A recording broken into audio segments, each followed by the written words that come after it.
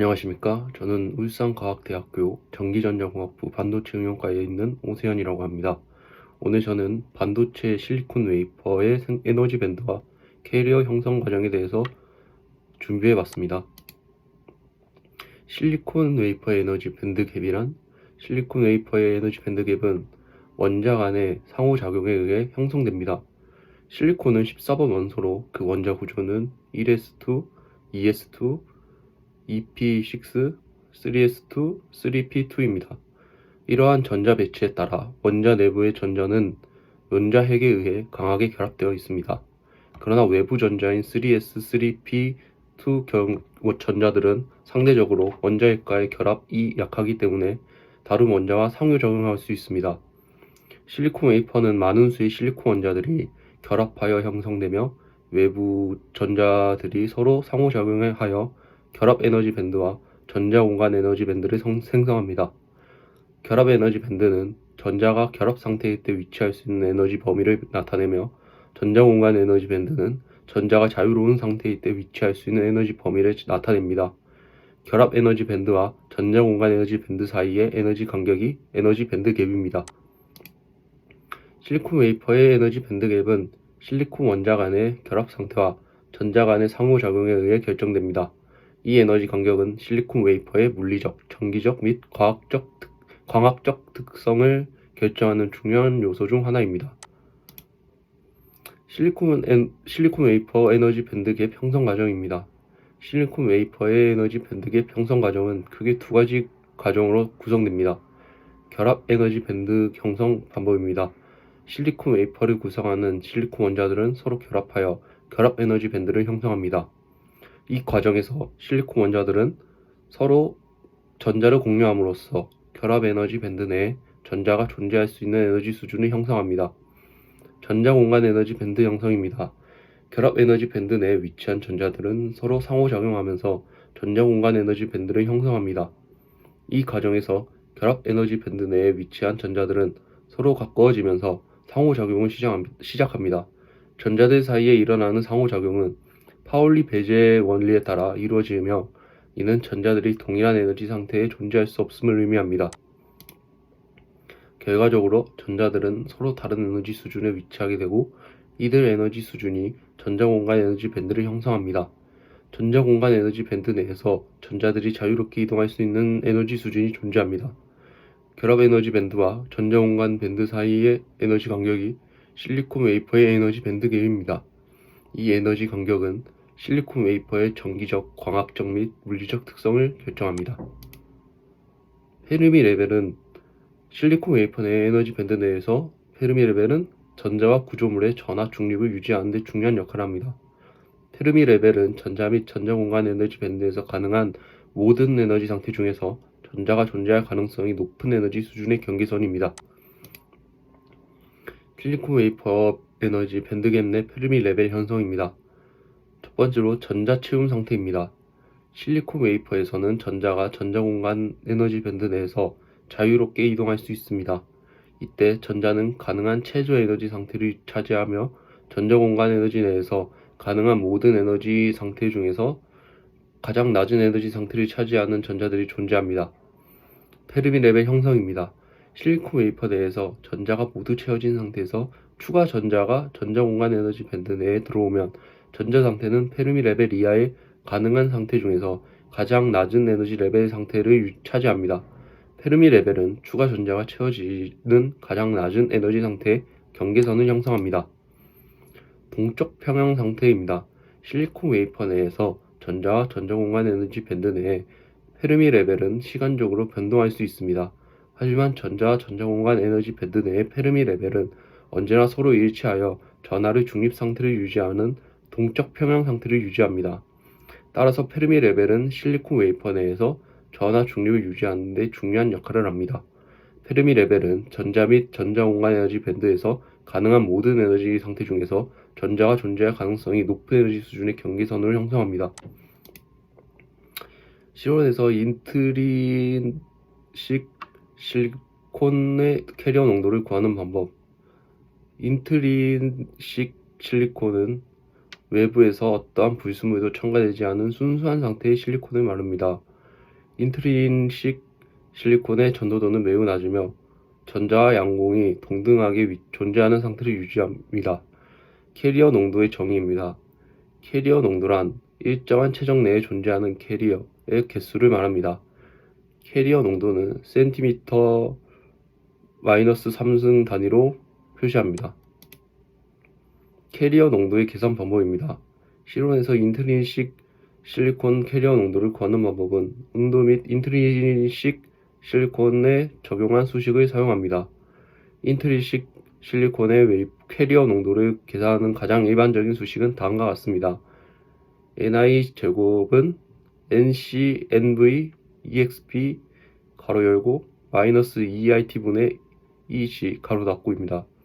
ni는 인트린식 실리콘의 전자와 양공의 밀도입니다. 단위는 센티미터 -3승입니다.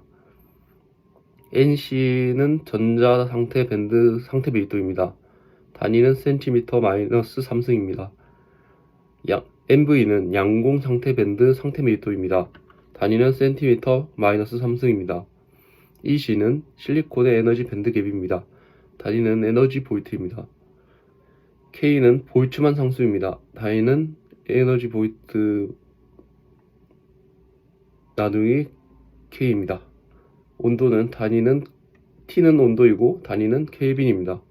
실온에서 인트린식 실리콘의 캐리어 농도를 구하기 위해서는 위 수식을 이용하여 계산할 수 있습니다. 온도에 따른 인트린식 실리콘 캐리어 농도의 변화입니다. 온도가 증가함에 따라 인트린식 실리콘의 캐리어 농도는 증가합니다. 이는 다음과 같은 이유로 설명할 수 있습니다.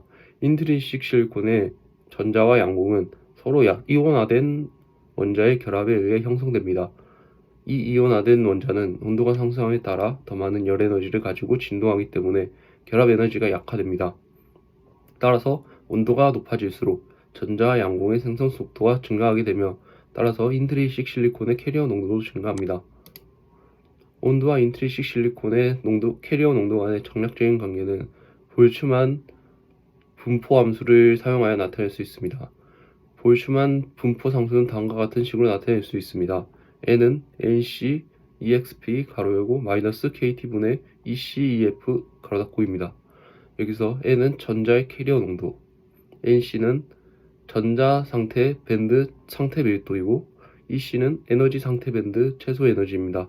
ef는 페르미 레벨이고 k는 볼츠만 상수, t는 온도입니다. 인트린식 실리콘의 경우 전자와 양공 밀도가 동일하기 때문에 페르미 레벨은 중간에 위치합니다. 따라서 페르미 레벨은 에너지 밴드갭의 중간값이 0.56 에너지 볼트에 위치하게 됩니다. 식에서 온도가 상승하면 분모값이 증가하게 되므로 전자의 캐리어 농도가 증가하게 됩니다. 이와 마찬가지로 온도가 증가함에 따라 양공의 캐리어 농도도 증가합니다. 따라서 온도가 증가함에 따라 인트린식 실리콘의 캐리어 농도는 증가하는 경향을 보입니다. 도핑에 따른 캐리어 농도 및 변화 및 계산 방법입니다. 도핑 불순물의 양을 측정합니다. 반도체 도핑 후 도핑 불순물 양을 측정합니다. 이를 위해서는 도핑 전과 도핑 후에 반도체 샘플을 측정해야 됩니다. 두 번째로 도핑 불순물의 위치 파악입니다. 반도체 도핑 후 도핑 불순물이 반도체 구조 내에서 어떻게 분포하는지를 파악해야 합니다. 이를 위해서 전자현미경 등의 분석 도구를 사용합니다. 세 번째로 전기 측정입니다. 도핑 불순물이 삽입된 후 반도체 내의 캐리어 농도를 측정합니다. 이를 위해서 전기 측정 도구를 사용합니다. 네 번째로 캐리어 농도 계산입니다. 도핑 불순물의 농도와 위치 그리고 반도체 소자의 온도와 형태 등 다양한 요소를 고려하여 캐리어 농도를 계산합니다. 캐리어 농도 계산을 위해서는 수학적인 모델링과 시뮬레이션이 필요합니다. 도핑에 따른 에너지 밴드갭의 변화입니다. 도핑된 반도체의 에너지 밴드 구조는 순수화 반도체와 다르게 변화하게 됩니다. 도핑된 반도체의 에너지 밴드갭은 도핑된 불순물의 종류와 농도에 따라 변화하게 됩니다. 일반적으로 P형 도핑인 경우 에너지 밴드갭이 작아지고 N형 도핑인 경우 에너지 밴드갭이 커지게 됩니다. 이는 도핑된 불순물에 의해 새로운 전자준위가 생성되기 때문입니다. P형 도핑의 경우 도핑된 불순물이 전자를 수용하므로 전자수가 증가하고 N형 도핑의 경우 도핑된 불순물이 전자를 제공하므로 전자수가 증가합니다. 따라서 P형 도핑의 경우 전자수의 증가로 인해 에너지 밴드 갭이 줄어들고 N형 도핑의 경우 전자수의 증가로 인해 에너지 밴드 갭이 커집니다.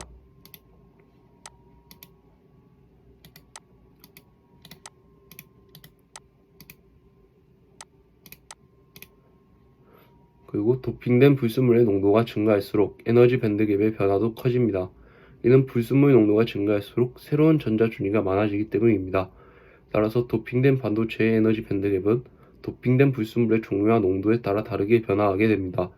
이러한 변화는 반도체 소자의 정기적 특성에 영향을 미치며 이를 이용하여 반도체 소자의 특정한 정기적 특성을 제어할 수 있습니다.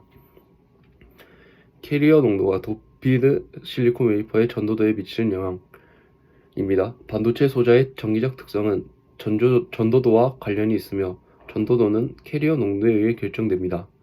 따라서 캐리어 농도가 도핑된 실리콘 웨이퍼의 전도도에 큰 영향을 미칩니다. P타입 도핑을 한 실리콘 웨이퍼의 경우 전자수가 부족하여 전자 전달 능력이 약해져 전기 전도성이 낮습니다. 이에 반해 N타입 도핑을 한 실리콘 웨이퍼는 전자가 많아져 전기 전도성이 높습니다. 캐리어 농도가 높을수록 전도도가 증가합니다.